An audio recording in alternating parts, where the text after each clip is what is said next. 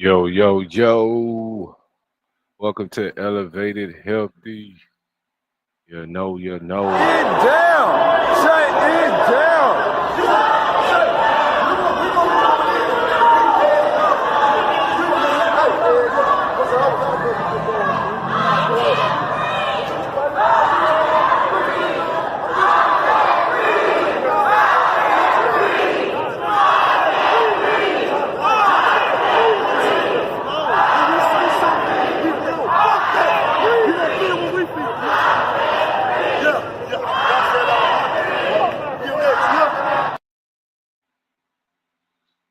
All right, I want to react to this video by Noella Reacts.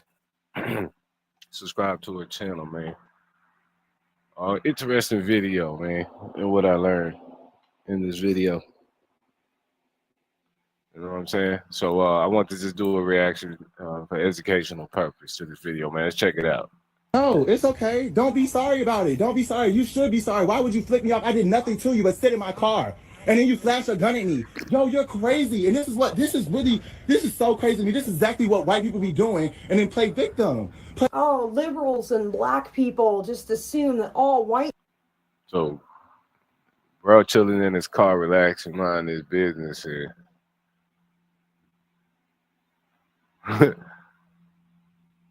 Ignorance of people, man. You coming out in the gun. You ain't even a cop. Continue. White people like me are racist, blah, blah, blah, blah, blah. Yeah, and they are absolutely right to do that. Do you want to know why? Because a white person will see the color of my skin as another white person and immediately assume that I am a safe spot for casual racist commentary. My roommate had an Uber driver yesterday that he's had a handful of times. Man, I'll give y'all a story, man. I was working a event, volunteering at this event called Fest Harvest. It was at the University of Texas in Austin, man. I still got the videos on my channel. After the event, the coordinators of this event, invited me out to celebrate the success of the event, whatnot. We just have a small, casual talk with one of the white dudes there. He was talking about swimming in Lake Travis, right? And all of a sudden, the white dude would go ask me, "You know how to swim?" Because black people don't know how to swim. And I'm looking at this dude like, bruh, I actually do know how to swim with you. You know what I'm saying? Even his girlfriend looked at him like, bro, what's wrong with you, man? But yeah, stuff like that, used to it. Happens all the time. Let's get back to the video. But yesterday, I'm just a white indie author sitting in front of my camera, hoping to find readers that want to hear the white voice. All of my characters in my books are white. I wrote it this way because I have the white voice and I want to spread it. And so that you can learn about white culture and respect white culture. And I think it's really important because the white culture is just crapped on all the time. We hear things like, oh, you don't even have culture. And what is your culture? Just slavery. You know what I'm talking about because you've heard it. You want us to respect not washing your legs and eating unseasoned food? That's what you're mad about? Being black is exhausting and having to deal with racism is exhausting. Black fatigue is real. I think society as a whole is there. We are just so unbelievably fed up with the ghetto ratchet behavior. I read a book called The Merchant of Venice by Shakespeare. In that book, they use that term ghetto as a place where they jammed all the Jews. So you in America, from the appearance of it, I guess you of European descent, calling black people ghetto, so you're indicating that we are the real Jews. I'll continue. Entitlement, the victimhood. Thanks for coming to my TED Talk. She'll be watching her back for the rest of her life. Yeah, because that's not thuggery, hoodrattery, animalistic. This is why people have black fatigue. When you act like this. It's not normal behavior. So I had not initially seen these two now deleted videos from a woman who was attempting to talk about what happened in Rochester, Minnesota, where a white mom called a 5-year-old child the N-word, doubled down on her racial slur, and then flipped off that kid's family. And how after that incident went viral all over the internet, a Christian fundraising site called Give, Send, Go raised over $700,000, but not for that little kid who had to endure that woman's racial slurs. No. They raised. Yeah, it's real crazy that you notice like majority of these incidents happen is always like a grown ass white person attacking a young Native Black American child, you know. So the years of experience paramounts. You know, you can easily trap a kid or enforce a kid to do things as an adult because you wield that power, that force. But to be donated $700,000, she didn't even go to jail. Nobody went to jail. No, you know what I'm saying? She got 700. Just all. So I guess the pattern is it's okay to run around calling people the N word. But you know that N word derived from the word Negus, which means sovereign ruler, Ethiopian king. They're not going to teach y'all that because they consider that critical race theory. Let's continue. $700,000 for the white mom.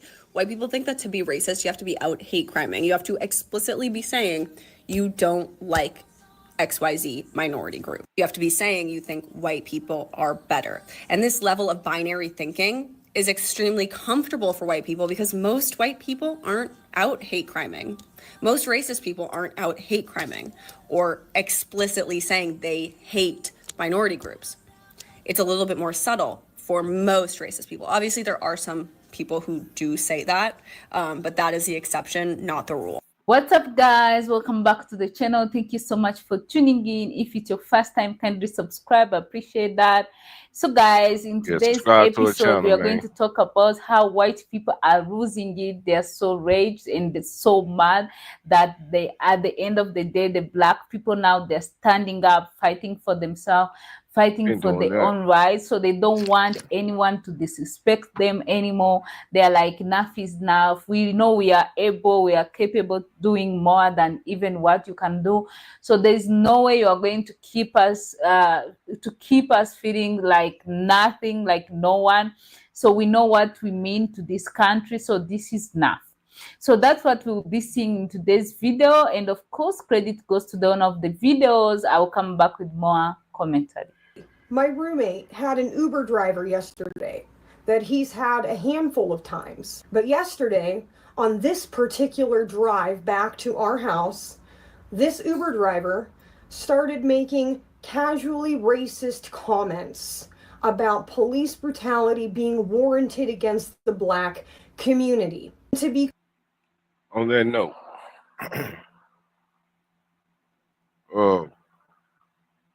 out of all the races that kill police, whites kill police the most. Yet, police brutality in black communities often parallels that in white communities. So, your people can dump on y'all, salt y'all, all that, and you don't be in fear of your life. But listen to what she's saying. Be clear, that is racism. And mind you, this man has no interest in reading books about political policy within the past 60 years. He has no interest in learning about statistics. He has no interest in learning about systemic racism or systemic issues in general. He has no interest in doing that. He has no interest in learning about how enslaved people were supposed to receive reparations. And I believe it was Andrew Johnson that said we were going to do that, but now we're not going to. And then came Jim Crow and black code laws. He has no idea that a white man with a criminal record is like 10 times more likely to get a callback interview than a black man without a criminal record. Most white people do not care to learn. And so they say racist shit in front of other white people because they assume that our skin color. Hey, when I was in New York, I was doing a marketing assignment up in New York, and the contractor I was working with, had invited me out to an event. I guess, I guess they just think that's cool or something. I was like, yeah. And he told me where it was at, like a pub somewhere in Manhattan. I already had experience with the Blind Pig pub in Austin. It wasn't a good one. You know what I'm saying? So I already had like, man. I went anyway. He had one of his homeboys up there, some Irish dude, right? Small talk, man, and just chilling. Waiting on the contractor to show up. You know what I'm saying? No, he was there, but he ended up going to the restroom. So this little Irish homeboy, you know, said, yeah, I don't think blacks should continue to talk about slavery and reparations. Out of nowhere, man. Ain't nobody talking about nothing. Man, we up in a pub. I'm just chilling, man. I'm really, just here. Don't really want to be. I just came just for the GP. And it's one of the reasons why. And I said, hey, man, ain't you Irish, though? What about the English and what they did to the Irish? Yeah, he easily deflected on that and tried to get back to, yeah, I don't think black people should be talking about slavery. My point is, you can't even just have a legitimate conversation without you bringing up some, trying to tell us how to think and feel about the history of this nation. Anyways, hit that like button.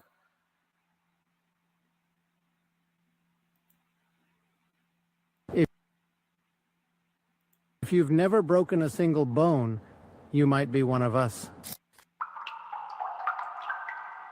Which people aren't out hate criming or explicit. People kept saying, not everyone trope of I have a black friend, I can't be racist. I voted for Kamala Harris. I can't be. People live in, that the government is a safe space for casual racism, not realizing that the government has created the conditions of poverty in which black people live in. That the government has created the conditions in which black people are funneled in and out of the prison system like a revolving door. Most liberals and leftists and black people might think that most white people are racist, and that is completely warranted. Because most white people will see another white person and feel immediately comfortable spouting casually racist comments as if they're going to get immediate approval for those comments. So I mentioned how I don't ever want to live around a bunch of white liberals again. And I spent most of my life living in Santa Cruz, California, where there is a lot of white liberals. And I have to tell you, those are some of the most racist people in America. White liberals have tried to silence my voice, have tried to get me fired. White liberals have called me racial slurs multiple times. White liberals think black people are a monolith and are only allowed to act a certain way, vote a certain way. White liberals are working to lower the educational standards for black and brown kids, which is hurting underclass to do all the jobs they don't want to do. So yeah, there's a lot of reasons why I never want to live in a majority white liberal area again. And don't even get me started on COVID. People racism fundamentally. White people think that to be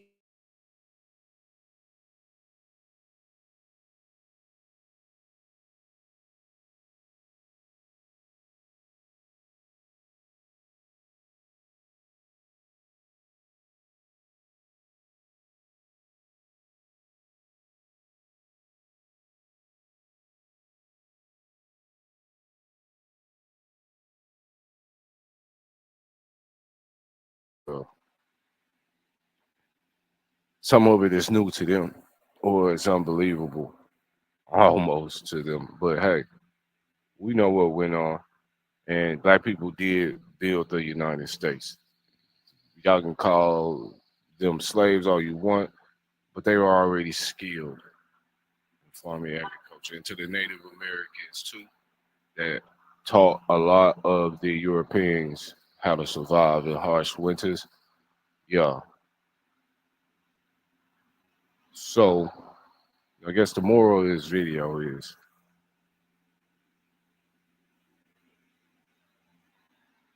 you can celebrate white culture and be proud of that you white. Nobody hating on you for that.